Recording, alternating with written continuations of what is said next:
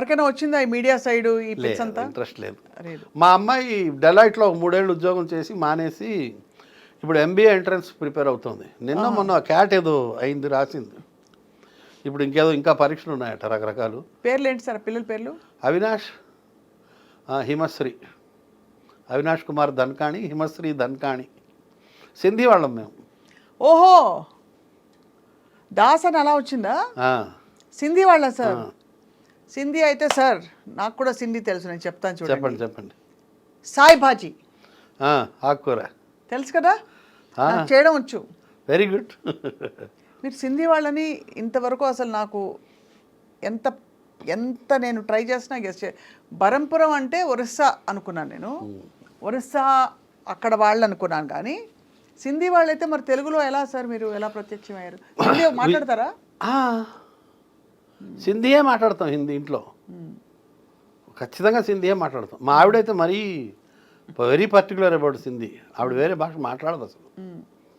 ఆమె చదువుకోలేదు, ఆమెకు హిందీ ఒకటే వచ్చు, సింధీ వచ్చు. సో అనివార్యంగా సింధీయే మాట్లాడతాం. మీరు ఎలా వెళ్ళి మీ పెళ్లి చూపులా? బంధువులం, అరేంజ్డ్, ప్యూర్లీ అరేంజ్డ్ మ్యారేజ్.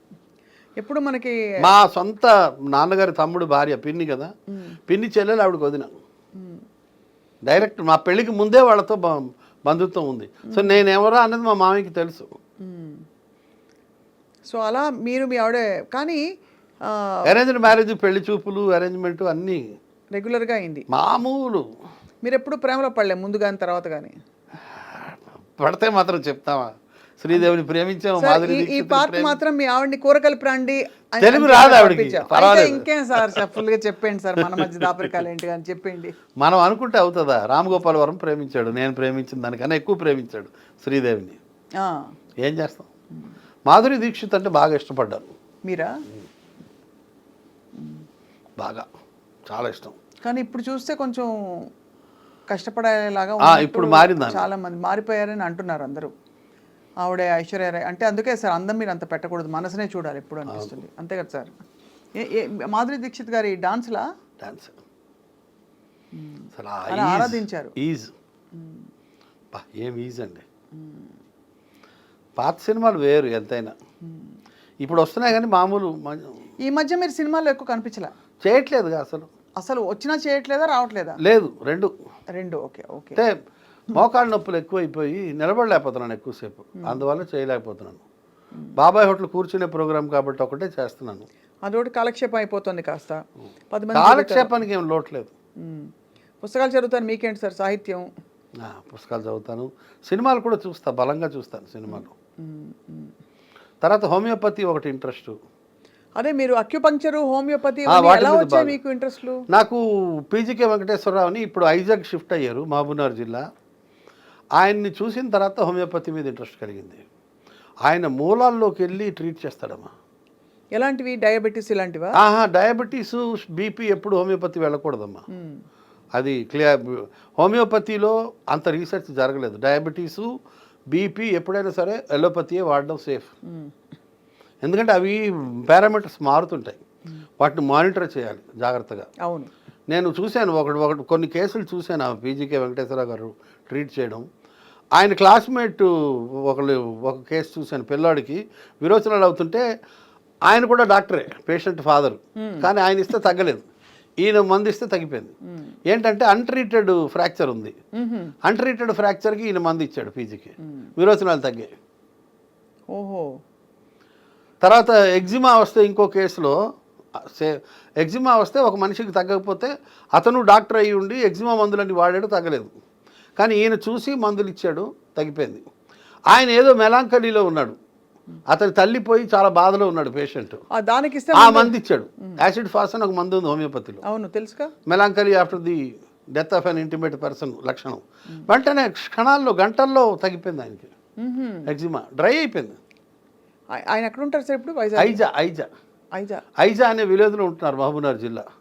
ఈ 70+ జీనియస్ ఆయన. అసలు ఇలాంటివి ఎన్నో కేసులు ఆయన చేస్తుంటారు, సాల్వ్ చేశారు. బ్యూటిఫుల్. కాంప్లికేటెడ్ డిప్రెషన్కి మంచి మందులు ఇస్తాడు ఆయన. మనుషులు డిప్రెషన్లో మానసిక. ఎలోపతిలో మళ్ళీ రీసెర్చ్ అంత లేదు, హోమియోపతిలో రీసెర్చ్ ఉంది డిప్రెషన్కి. ఆక్యుపంచర్లో కూడా మంచి మందులు ఉన్నాయమ్మా. నేను చూస్తున్నాను ఈ మధ్య ఆక్యుపంచరు. నాకు ఫ్రెండ్ ఉన్నారు డాక్టర్ సుధాకర్ అని. వాళ్ళకి ఇన్స్టిట్యూట్ కూడా ఉంది, cosmic institute of acupuncture and naturopathy. ఆయన్ని కూడా చూశాను. చాలా కాలంగా ఉన్న మజిల్ పెయిన్స్, కాళ్ళ పెయిన్స్ కొంతమందికి భలే తగ్గించాడు ఆయన. హోమియోపతి ఎలోపతి వాళ్ళు రిజెక్ట్ చేసేసి ఇంకా మీరు వెళ్ళిపోండి, ఎన్ని సర్జరీలు చేసినా బాగుపడదు అన్న కేసుని ఒకటి చూశాను. ఆయన నడిపించాడు. ఒక 10-12 ఏళ్ల పిల్లకి మొత్తం జుట్టు తెల్లబడిపోతే బ్లాక్ చేశాడు ఆయన.